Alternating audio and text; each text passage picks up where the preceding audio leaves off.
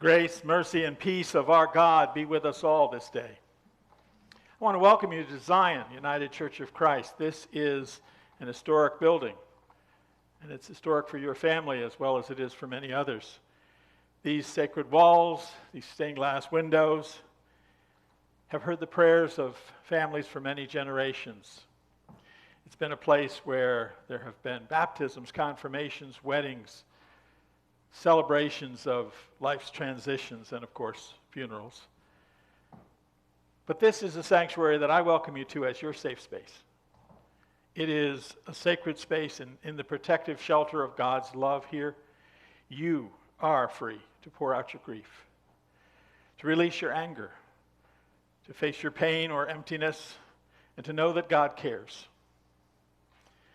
Because we have all gathered here this afternoon to comfort and support one another in our common loss. We gather to hear God's words of comfort and hope, and hear music that shall soothe and inspire our souls, all to lift us from despair and move us to offer God our praise. For we gather to commend to God with thanksgiving the life of Nicholas Ryan Krueger, and celebrate the gifts and graces of his life, and express our gratitude for God's promise of life eternal to those who call upon God's holy name. We celebrate the good news of Christ's resurrection and the reassuring truth that whether we live or whether we die, we belong to Christ, who is Lord of all. I invite you to pray with me. Holy God, whose ways are not our ways, whose thoughts are not our thoughts, grant that your Holy Spirit may intercede for us with sighs too deep for human words. Heal our wounded hearts made heavy by our sorrow, and through the veil of our tears and the silence of our emptiness, assure us again that human eyes have not seen, nor have ears heard, nor has human imagination ever envisioned what you have prepared for those who love you through Jesus Christ, the firstborn from the dead. Amen. The 23rd Psalm has brought comfort to generations of those who grieve and those who simply seek to know the peace of God and the presence of God in those places of comfort and safety. If you'd like, you may read along with me as I read from the text that's found in your program. The Lord is my shepherd, I shall not want. He maketh me to lie down in green pastures. He leadeth me beside the still waters. He restoreth my soul. He leadeth me in the paths of righteousness for his name's sake. Yea, though I walk through the valley of the shadow of death, I will fear no evil, for thou art with me. Thy rod and thy staff, they comfort me. Thou preparest a table before me in the presence of mine enemies. Thou anointest my head with oil, my cup runneth over. Surely goodness and mercy shall follow me all the days of my life, and I will dwell in the house of the Lord forever. The family has provided this time in our order of worship for the eulogies, the words of remembrance, and several may come forward to the lectern, or I have a microphone that I can hand to you if you'd like to speak from your seat.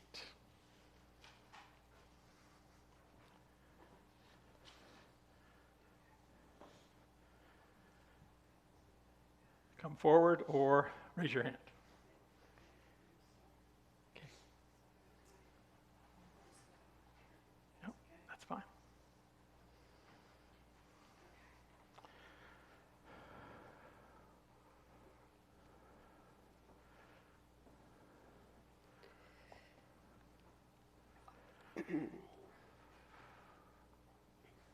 First of all, I want to thank you all. I want to thank you all for coming here today, because my son Nick would be thrilled that you've joined together in his celebration of life. Nick had a lot of interesting things to say. He had very interesting perspectives on life, and that he really wanted everyone to find joy in living it, not simply existing in it. He loved celebrations. He loved getting together with friends and family, and gosh, he loved Atlanta.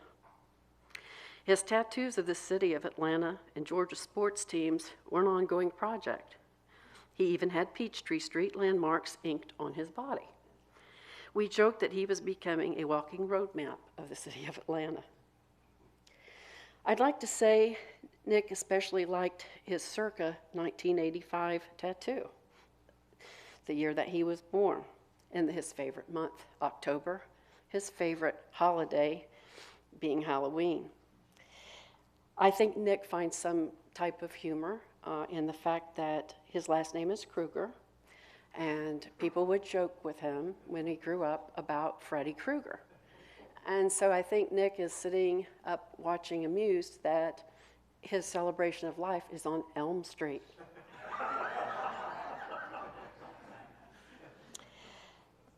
We knew that Nick had a big heart, and looking back over his life, I can say one thing always remained the same, and that is his loyalty and commitment to his friends and family. It was unwavering.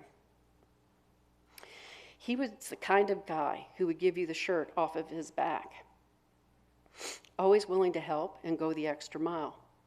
Nick, he was fearless, and he was a bit of an adventurer. Some would say a bit reckless, because he's a thrill seeker, especially when it came to his motorcycle and collection of cars. If Nick had a bucket list, I would say he checked all the boxes. Nick leaves a legacy of love and lessons learned for Cameron Ryan Krueger, his son, with Amy, who have joined us today in the front row. You are, Cameron, his greatest accomplishment. I want to say that the Braves theme here today is more than just about an Atlanta sports team. It's about both bravery and honor. It's about going the distance. It's about doing the right thing. Nick did that. He took that extra mile to help others in need. That extra mile I'm speaking of ultimately became his walk of honor on August 22nd of 21, when he lovingly donated his organs to 5 people in 4 different states. Nick had just renewed his driver's license a week before his death. Little did he know he would be passing the gift of life forward so soon. But he was fully aware that his own brother had just received a second chance in life through organ donation. Nick was always about second chances. Nick told me that God was giving him a second chance shortly before he died. He was making positive changes and was very excited for his future. He expressed a desire to turn his life over to a higher power, that God had a plan. It is of comfort to me that Nick lives on as a hero. Nick literally gave a vital gift of life to people that are in desperate need of a life-saving organ. His heart beats today in the chest of a 44-year-old man. It's a good heart, a loving heart, and a very generous one. If Nick was here, he would say, "I love you all. Thanks for coming today, because this is not for us to be sad." I talked to Nick about this just not too many weeks ago, and he said, "It's not how I roll, morbid things." Because keep in mind, he was very concerned and worried about his brother making it through surgery. So he would say, "I love you all. Thanks for coming." And he said that to me, I've always had kind of an interesting sense of humor, and he always had kind of a smirky grin. And what he would finish in saying is that he did finish his World Series here, and now proudly slides into home base with the Lord. Thank you.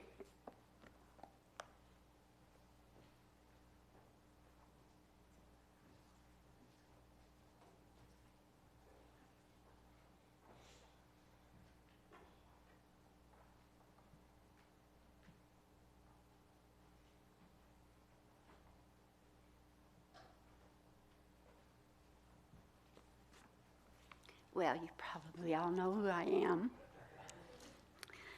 Talkative, too. As Nick's grandmother, I want to thank you all for coming, for being here to take part in this celebration of his life. And your presence is a very real comfort to all of us and his family. I'd like to share with you some essence of who Nick was as I observed him through the years. I'll be 82 in 2 months.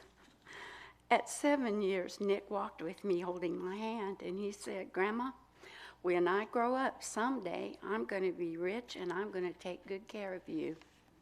So I reminded him of that a year or two ago, and he said that he was still working on it, and I said, "That's okay, because I'm very patient." He was a bright, young, energetic boy who was very industrious. An example was when he was about 8 or 9, he had to show me. He'd worked hard all alone constructing an impressive dirt bike trail through dense brush and trees behind his parents' home. Quite a feat for such a young boy. He built some dirt moguls, I think you call them, to jump with his dirt bike. Through all of his years, Nick maintained a work ethic and always found work at times, sometimes very demanding and sometimes very difficult. Nick's initial response to meeting anyone was always a big smile. My friends now and before his passing had made that comment, and I'd noticed it many times. He always had a smile when he met you. Nick had a serious side that he would reveal in our quiet conversations together. I had the opportunity to spend more time with him a couple of years ago with his work being in our area, our community, and he stayed with me about 3 months. And so we would have talks, very serious, quiet conversations at times. And I'd warn him, I said, "Listen, you have to be careful. You've had 3 encounters with automobile accidents, and I think God saved you because he has a different plan for you." And he agreed. He said, "I think you're right, Grandma." And then I said at another time, "But when I tell you things, sometimes I just think it goes in one ear and out the other." He said one day he started up the stairs to go up to his room. He said, "Grandma, you know what you said?" He said, "It doesn't go in one ear and out the other. A lot of times I hear your voice telling me things." So I was really happy to hear that. He revealed to me that anxiety was an ordeal for him and that depression at times set in. I told him what he really ought to do, and he knew was to seek medical help as suggested, but he realized that he should, but he didn't, not really. Nick was so soft-hearted, and he loved animals and all of his family and extended that to each one of many. He confided to me that he would always love Amy and his son Cameron. He was so proud of Cameron and had great wishes for his future. He made up his mind that he wished to contribute to that, and it helped a lot to straighten out what he had been doing for months. And as well as he confided to his mother, "I think I'm right with God now."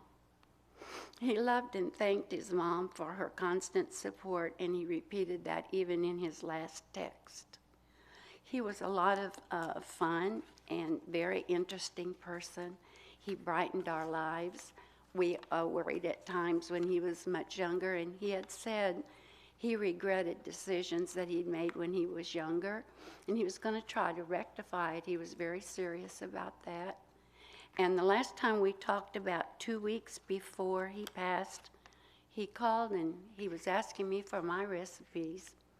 I said, "Hey, at the apartment you share with the other 2 guys, well, what do? Do you go out to eat all the time? That's quite expensive." And he said, No, Grandma, I'm a chef. I'm their chef." And he says, "You know how you used to use butter when you roasted the chicken?" I said, "Yes." He said, "I do that." And the guy said it's the best chicken they've ever had. So I felt really good, and I never did get to really pass on the recipes he wanted. But the recipe for life was to do your best always. And I love him. I'm going to miss him very much. Thank you all for coming. Thank you.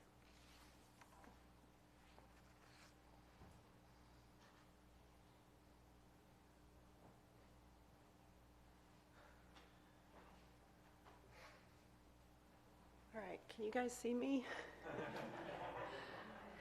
This is always the challenge of the lectern, right? My whole life. I'm hiding back here.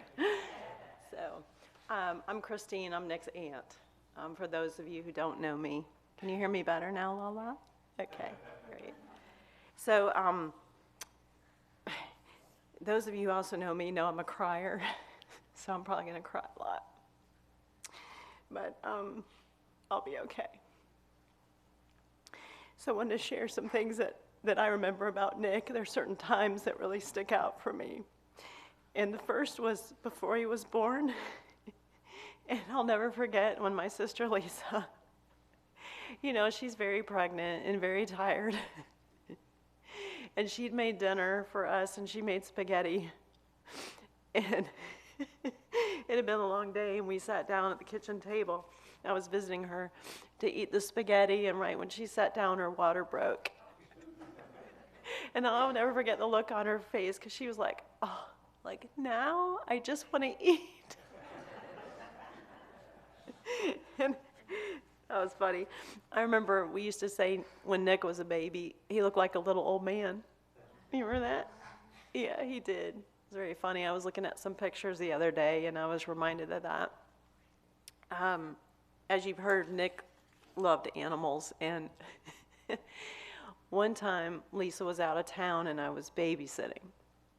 And Nick was just a little kid. I don't know, was he like 6 maybe? About 6 years old. And he had a bunk bed, and his big brother Josh was in the lower bunk, and Nick was in the top bunk. And I was sleeping in Lisa's room. And it was about 5 in the morning, and I hear this, Aunt Christine, get up. Aunt Christine. I'm like, oh, what, Nick? There are kittens in my bed. I was like, no. He's like, yeah, come see. Well, I found out that he had also woken up his big brother first to tell him that. And Josh said, you're dreaming, Nick. Go back to sleep. So he came and got me, and sure enough, there were kittens in his bed. So the mama cat had found the safest, best place to have her babies in Nick's bed while he was sleeping. Very cute. There was also the time that Lisa was out of town and Nick was about 12 and he set the woods on fire. Do you guys know about that time? So I remember they were trying to camp outside in the tent, he and his friends in the neighborhood, and they decided they were going to build a campfire and cook breakfast. This was, again, one of those really early morning hour incidents. I think this was about 6 a.m. this time. He came and got me, which was the right thing to do, because he said, the woods are on fire and I need help. So we were able to tackle that one with a garden hose that had a good ending. I will always remember that. So Nick and I, he used to joke about how well he and I got along because our birthdays are 2 days apart. And we often found humor in unusual places and situations, similar sense of humor. And we love to talk about music and lyrics. And Nick, like a lot of teens, he was excited about the idea of writing songs and maybe performing them someday as a career, and would share that with me. And some of his music still exists out on SoundCloud. Some of you may be aware of that. But he did that, and we had a lot of great discussions about that. You guys who know Nick, I think of him, a member of that ZZ Top song, Sharp Dressed Man. Nick liked clothes. He liked dressing nicely, putting himself together well, whether it was athleisure, he was into that before it was a trend. Just always enjoyed dressing nicely, and his incredible collection of athletic shoes that you guys are aware of. I will always remember that about Nick too. And Nick, as you've heard, he was really good with people. He does have that grin, which you can see in that picture right there. That's one reason why it's there. A few years ago, Nick lived with Lee and Jonathan and Katrina and me for 6 months. And Nick was, he was going through a hard time. You guys know Nick had his challenges. And he came to stay with us, and he did really well for a long time. And I remember we used to drive him to work. We had some quality time with him in the car then and stuff like that. And we always have good memories about talking to Nick about his future. And he always had big dreams, and he was planning at that time to work and save money. And he was like, I should have gone to college. I'm thinking about it. Do you think I'm too old? I was like, no. So he had big plans. He really did. And during that time he lived with us, he would play basketball in the driveway with Jonathan. And I remember that. It was so funny seeing him out there. It was good for Jonathan. And they'd be out there talking smack. You guys know Nick. He had a good time, that grin on his face. And he's, trying to dodge Jonathan. Jonathan's a good player. And they were well matched. It was fun. I have good memories of that. And, Lee surprised Nick with money for a used car. And Nick was forever grateful for that. He even brought that up. It was about, a couple months ago, how much he appreciated that. And, through Nick's struggles, he was always very grateful and also wanted to help others when he could, as you've heard. And so later, Nick always felt like he needed to work off that car, right? And so we had an idea. And we said, how would you like to plant 5 trees in our yard? 5 big holes? And he's like, okay. So he did. And today when I look back, it's really interesting because these are green giant trees, if you know what those are. And they get really huge. And we planted them down the slope in the backyard as like a screen eventually from the neighbor's yard. And when we started out, those trees were about my size. And now they're more than double. This was just a few years ago. And the trees are so healthy and beautiful. And Nick was always good with landscaping and gardening, and he liked to work outside, and he liked plants. I think that runs in the family. And he had a green thumb. He was good. So those trees are thriving, and I think it's kind of cool because I can look at those and I'll always be reminded of Nick and the 5 people whose lives he saved. It's kind of ironic. Yeah. So anyway, he I think it's important to know the last time I spoke to Nick was a week before the event that led to his death. And we'd spoken before that, and Nick was so happy. He was the Nick that we missed, that we remembered. I hadn't seen him this happy and good in 10 years, really, for a consistent amount of time. Nick was in recovery.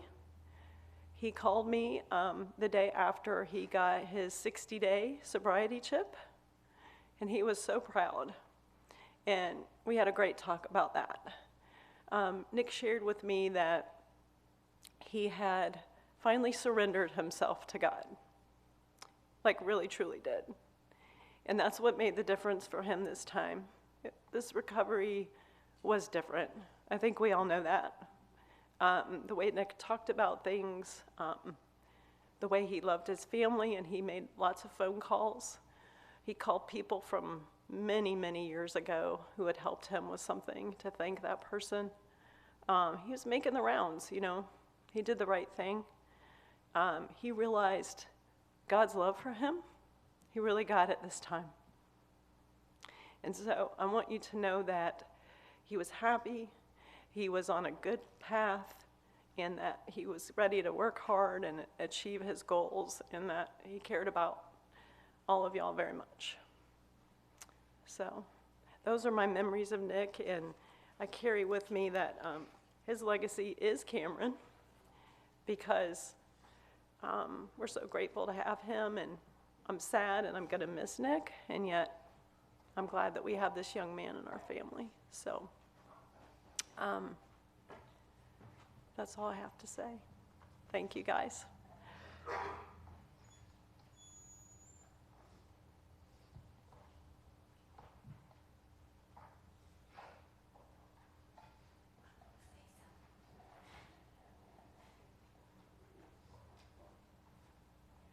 I wish Cameron hadn't had to leave because not being like Grandma and Mom and Aunt Christine living in Georgia, I didn't get to see Nick very often. But when I did, it was big hug and, hey, Aunt Laura, I love you. It was always that. And he came to my 75th birthday party. Big hug, hey, Aunt Laura, I love you. So I think we all know that. It's important to say that. But not just family, but friends, relatives you don't see very often. Remember, I love you, and I'll always remember hearing Nick say, hey, Aunt Laura, I love you. So someday, well, I hope it's many, many, many years from now, if the good Lord decides I can join Nick in heaven, he'll be there. Hey, Aunt Laura, I've been waiting for you. I love you.